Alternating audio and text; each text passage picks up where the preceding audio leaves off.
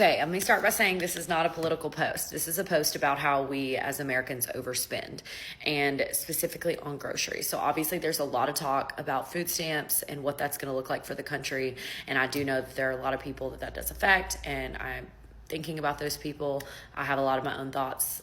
They're all over the place about everything in our world right now, but that's neither here nor there. This is about overspending, and I'm a prime example of being a person who overspent. So I used to spend $1,800 a month on a groceries for a family of three, and we would still go out to eat 2 to 3 times a week. And at the end of every week, I would throw away food because we had no plan. When we bought our new house, one of the things that we had to do was come up with a way to save money. So I cut our grocery costs from $1,800 a month to around $600 to $700 a month for a family of three who eats at home breakfast, lunch, and dinner 7 days a week.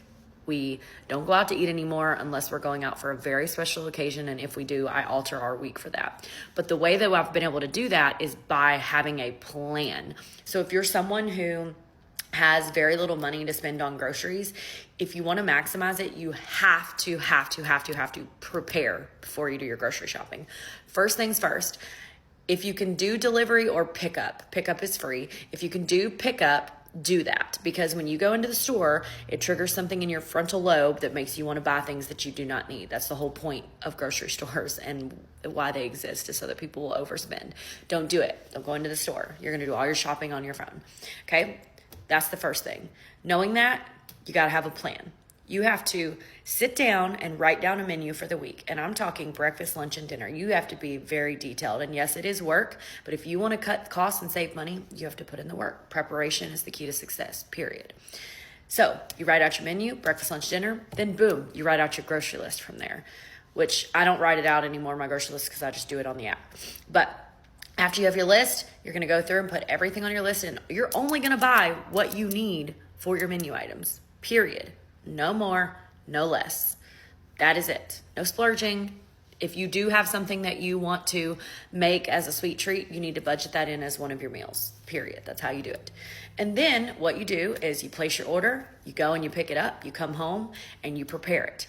You don't have to cook it all, but what I'm saying is you prepare it. In my cabinet, I have all the dry goods for this week's meals in one shelf. Then I have another shelf I have all of the snacks for the week, and it's exactly what we need. I know exactly how much she's going to pretty much want when she comes home from school. And yes, we do have a couple of little extra snacks, but those are in the budget. And then when it comes to the fridge, I have a snack drawer of our fruits, cheeses, all that sort of stuff.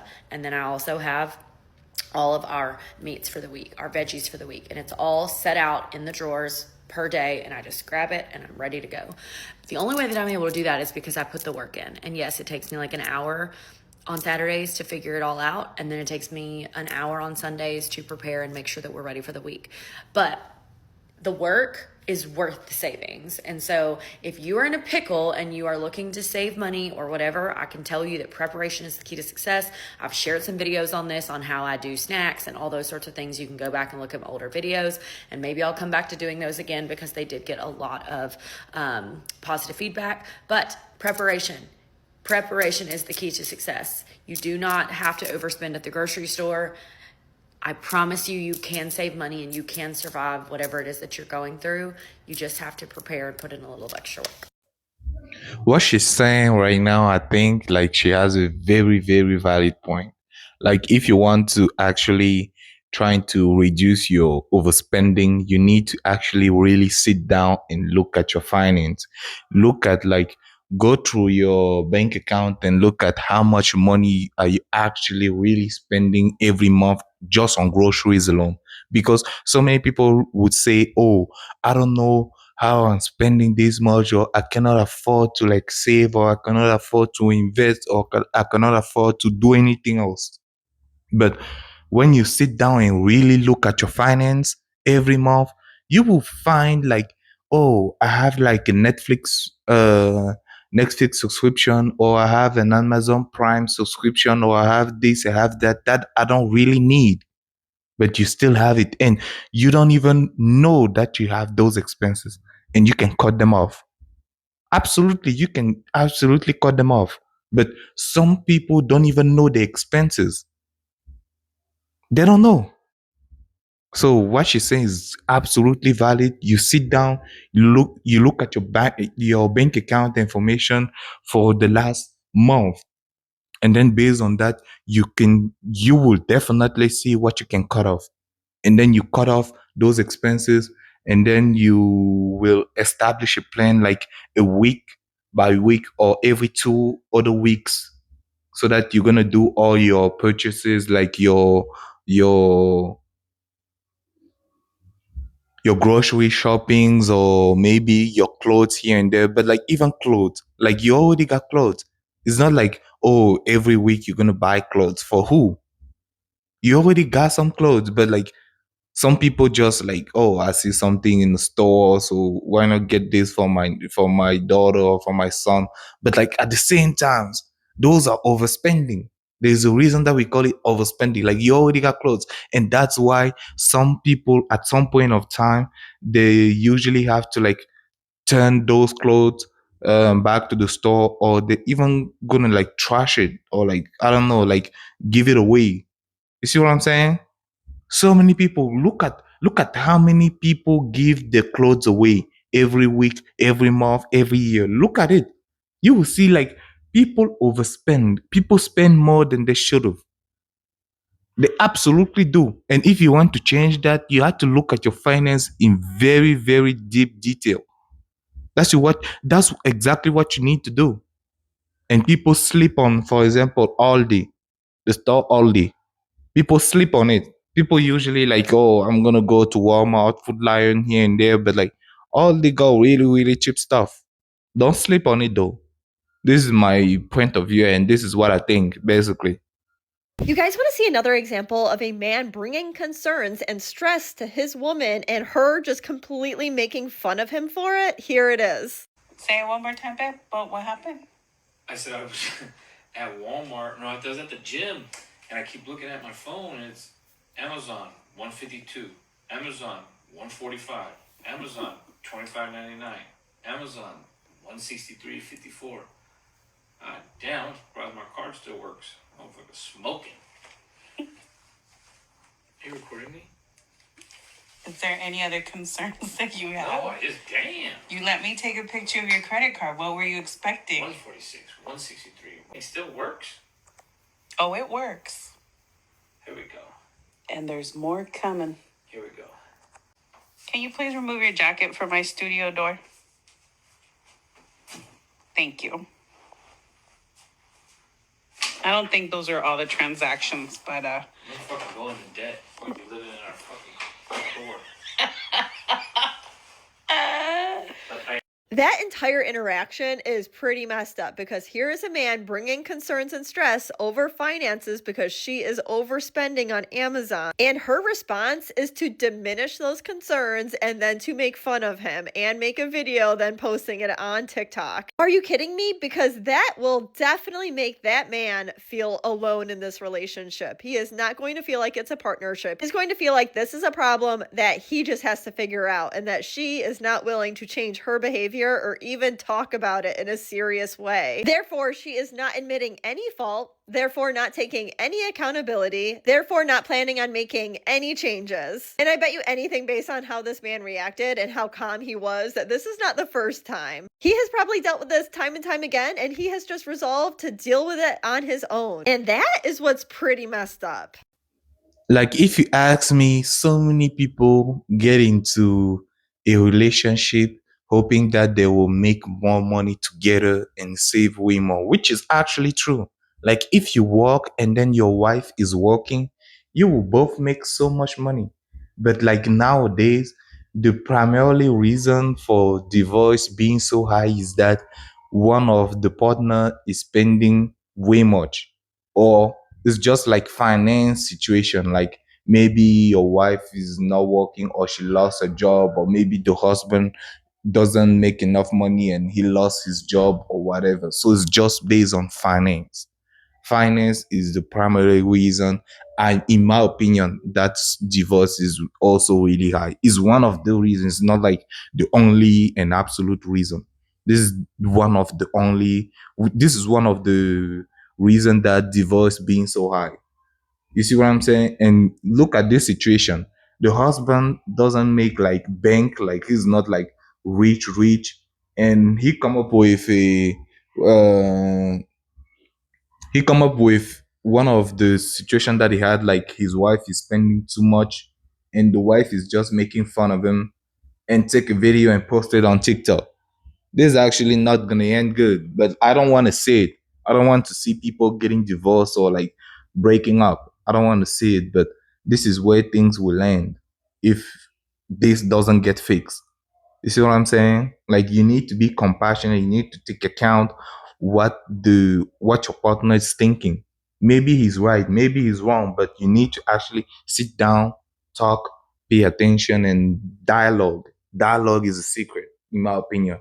But if there is no dialogue, if one make fun of the other, if one doesn't take in account what the other person think, how are you gonna accomplish anything in couple? Like being a couple, how are you gonna do anything?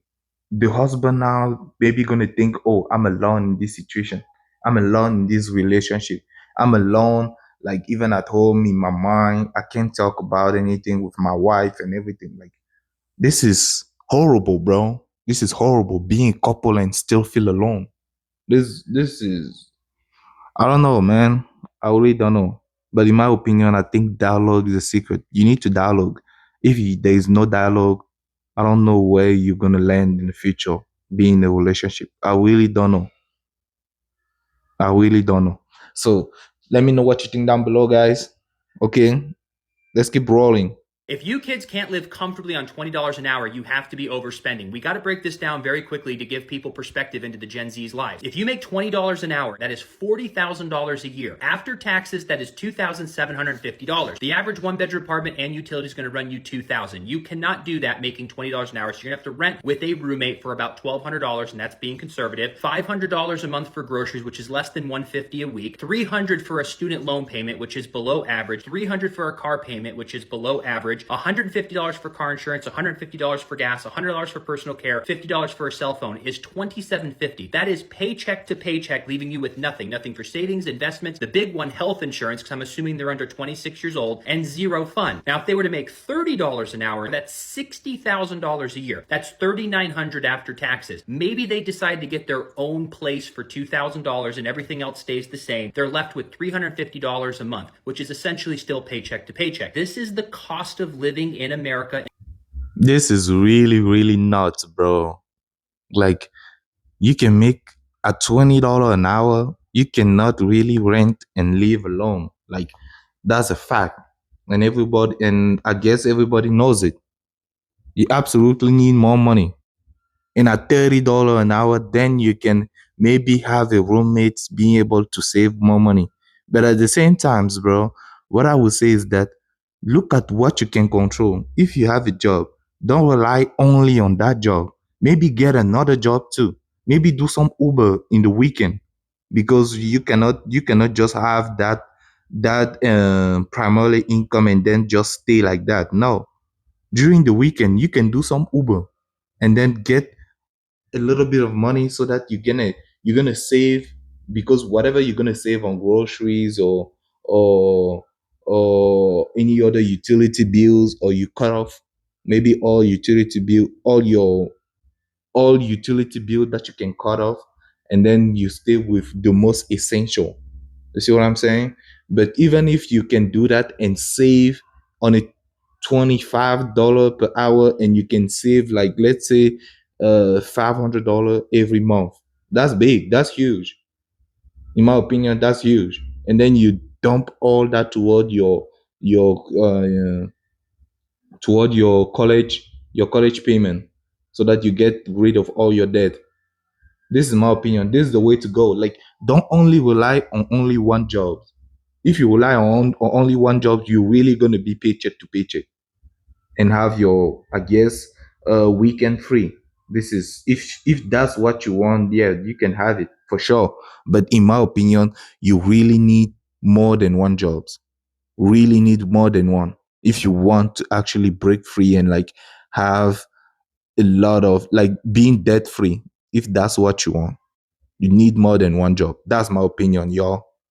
Y'all, the obsession to look rich is so American. I have never clicked stitch on a video so fast in my life. So I think it's really important to be very transparent and open about money. So most of my friends and family know exactly how much I make. And I'd say at least 50% of the time when people see my car, their first question is, why haven't you gotten a new one yet? And don't get me wrong, I'm all about spending money on things that you enjoy and that align with you. And for me, that is not my car. I drive a used 2016 Honda with 130,000 miles, which means it probably has a good 70,000 miles left on it. And the original creator is so correct in that this is an American thing to want to look wealthy, because why is the automatic assumption that the first thing I should do is go out and buy a new car? And this is honestly so much more about the mindset around money as opposed to your income level, because even if you're a high earner, if you're immediately spending everything that you earn and you don't have a healthy relationship with money, it doesn't matter that you're a high earner.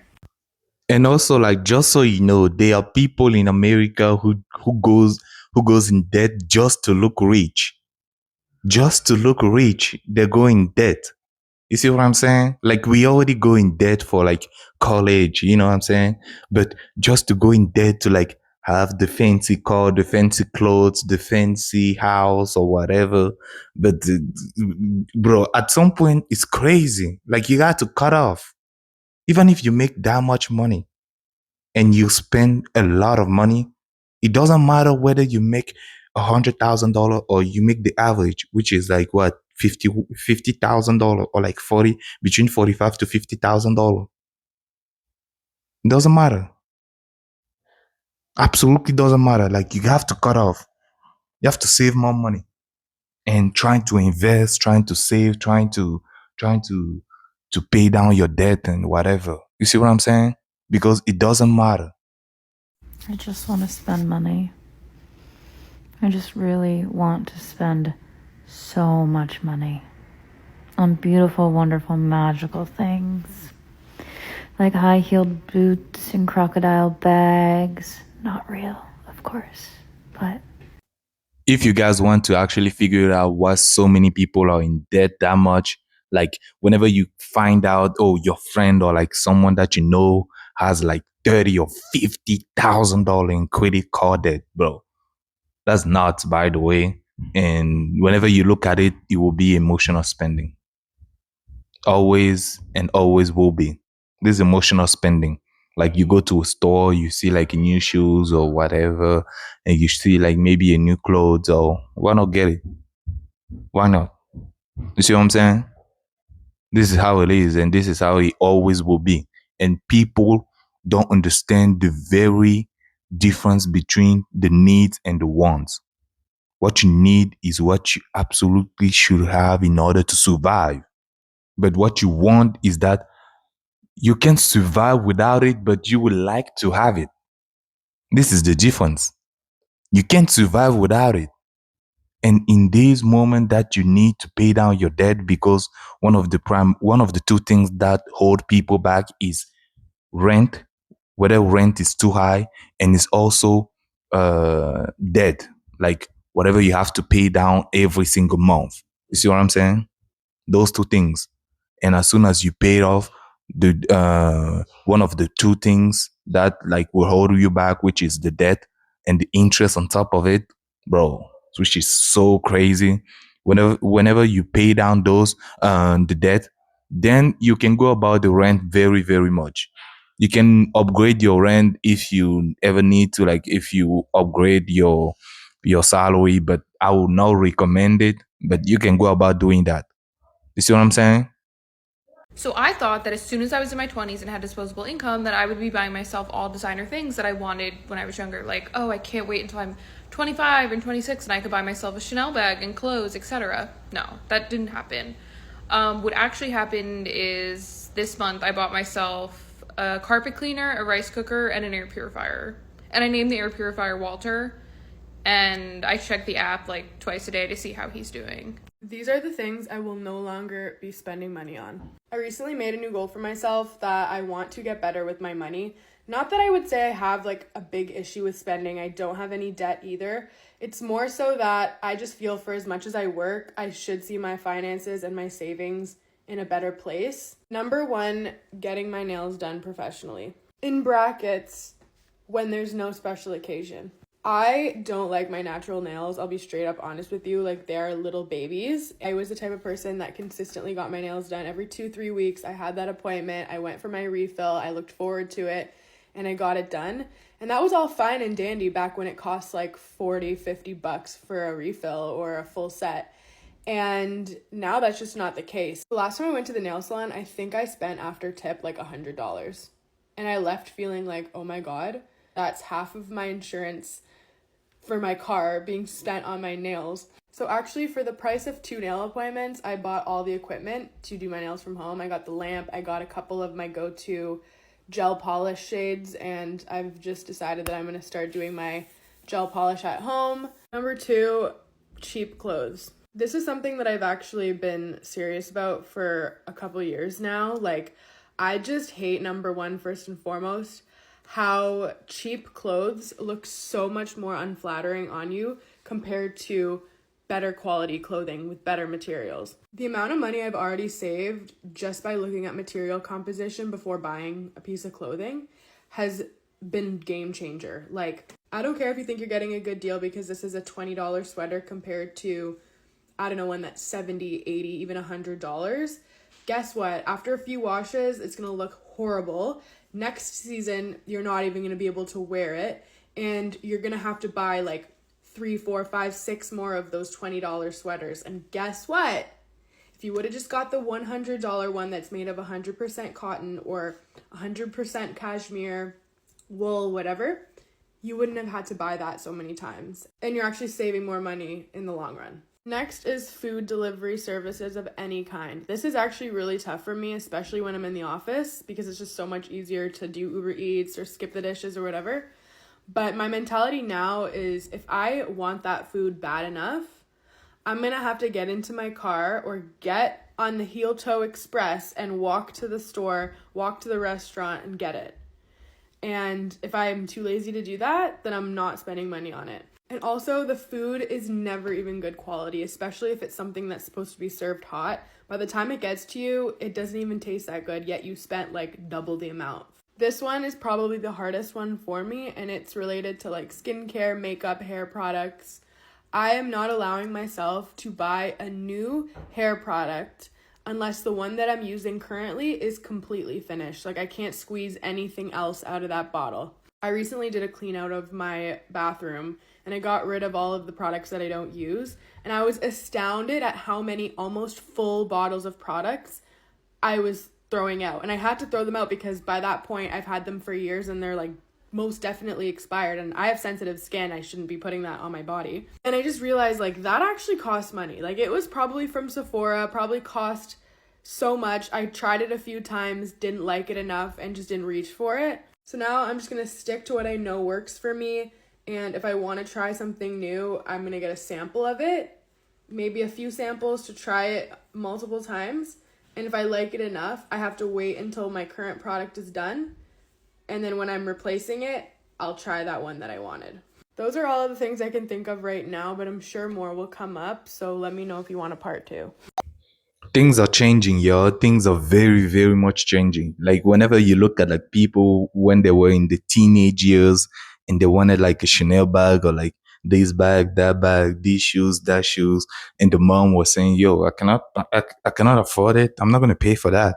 Like, wait until you turn 25 and you're going to be alone paying for your rent and all that. And then you're going to pay all that for yourself. Now that they are that age and they live alone, they're saying, yo, I'm not paying. Nah. Ain't no way I'm going to pay that anymore. So they absolutely changed their mind, which is absolutely crazy to think about and actually very refreshing. You see what I'm saying? Very, very, very much refreshing. I like it.